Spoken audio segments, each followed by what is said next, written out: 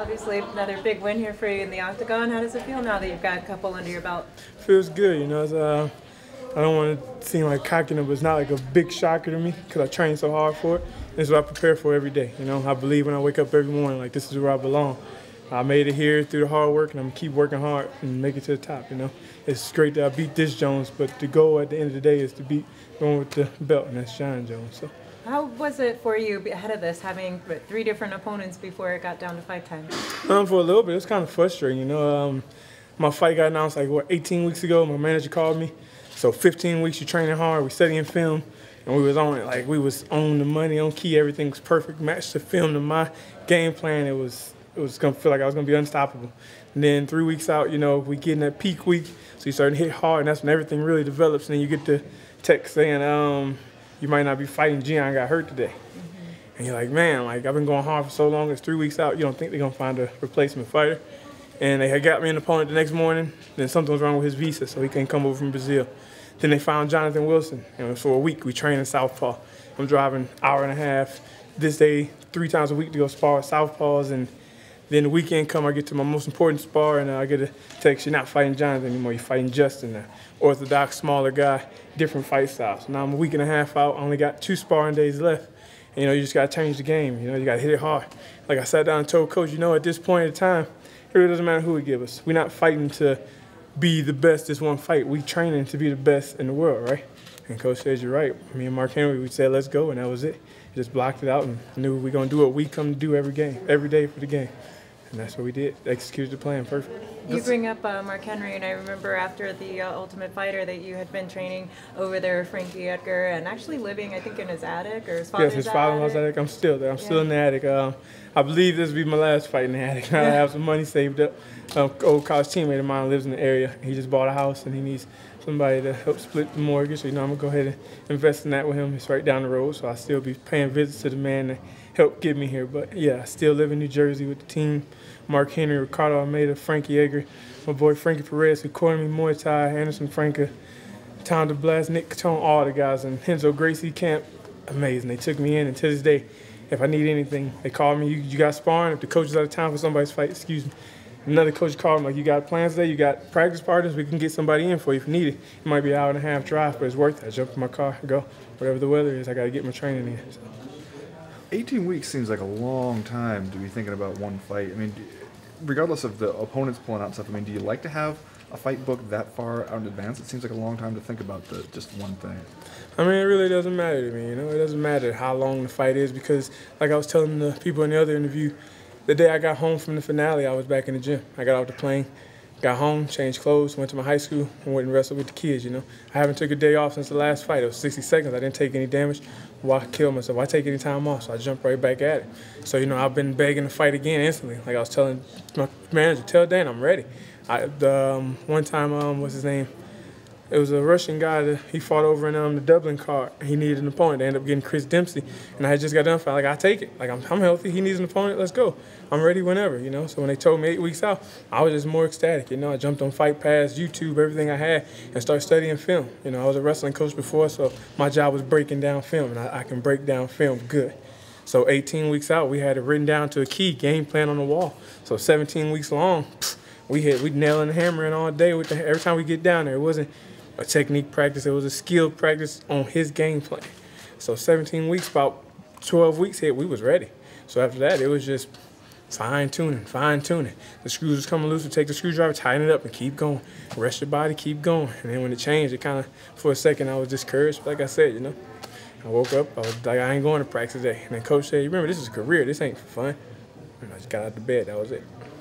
I can see how Fight Pass would be a really good resource if you're a guy who likes to break down film. Do they give you a Fight Pass subscription? Do you have to pay for your own? Well, I already had one prior to going on to the show and whatnot, but now they did give me a free one. And like the last 3 weeks, they contacted me like, "Are you paying for this?" I was like, "Yeah." So they I was like a year paid for the year subscription ahead of time, so they went on and avoided that and made it free for me. So appreciate that, UFC. Thank you, guys. I would think in response to your point about why not just keep at it, keep in the gym every day? I mean, I've heard some guys say that they worry about 1, career longevity and 2, mental burnout. Do you worry about that at all? No. I'm a wrestler, you know. You from 3rd grade to now, I've been wrestling my whole life. And you go and you grind, you go hard all the time, and you got one practice a week or one practice a day, and some people do that, and I go 2, 3 practices, and I don't believe in getting burned out. I don't believe in getting wore out. I don't believe in getting tired. I don't believe in overtraining. I think all that is mentality, you know? Like my coach always calls me and say, one extra workout other than the other guy, you that far ahead. If every day you get one more workout than the next person, by the end of the week you done got at least 7 to 8 more workouts in there. Depends if they took the day off to rest, but if you work out every day, you know. So in my mind, I don't believe in overtraining or anything, you know. I'm always going 3 practices a day, every day. You know, I've tried to do the math on Beastin 25-8, and it seems like the numbers don't quite work out for me. How do you come up with that one? I'm going to break that down to everybody, because that's the question I get tweets and Facebook messages about. That was something my brother named me. You know, you go to the gym and hear everybody say, man, I'm beasting out here. I'm beasting these weights. Or I'm at it 24/7. I'm beasting 24/7. Well, you know, you got so many people that do that. And like I said, if everybody else is only getting 1 or 2 workouts a day and I'm getting 3, which means I'm getting more than them, I believe I'm doing more than anybody. I believe I train more than anybody. And at the end of the day, it's like I got all these training sessions in. I got everything I need to do done. I'm not getting much sleep. It's like you're doing more stuff than you can in 24 hours a day, 7 days a week, it seemed like. And my brother told me one day, I was home from college on break, and I'd already did like my 3rd workout or whatever, and I'm looking at the watch, finna go for a run. And he was like, man, why you keep checking your watch? Like, why you keep doing it? I'm like, man, it's like I gotta get another workout. He's like, you always doing something. You always moving. It's like you beasting 25-8. And that was it. When I was in college, they made me a shirt. I went to Nationals, and there was a hit. People were like, man, I like that. Like, they was confused.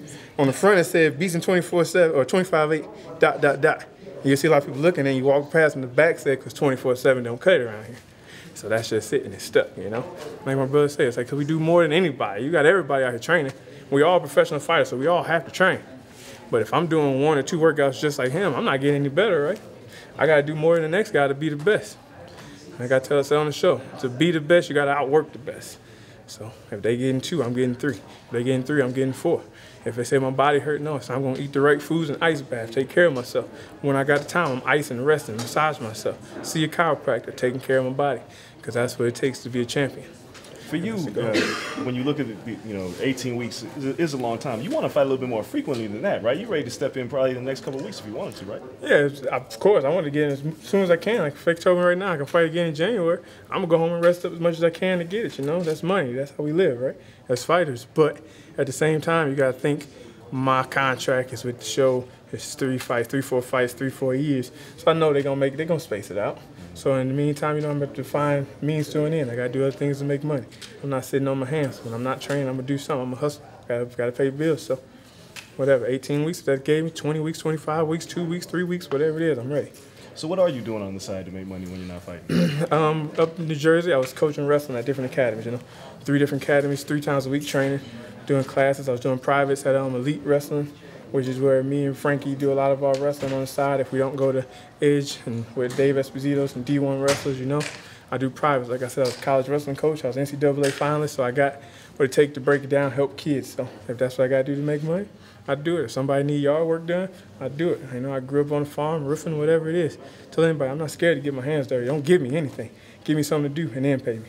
Don't pay me up front without anything to do. I'm going to earn it. I'm not going to take your money. So whatever it takes to get the money in my pocket, I'm down.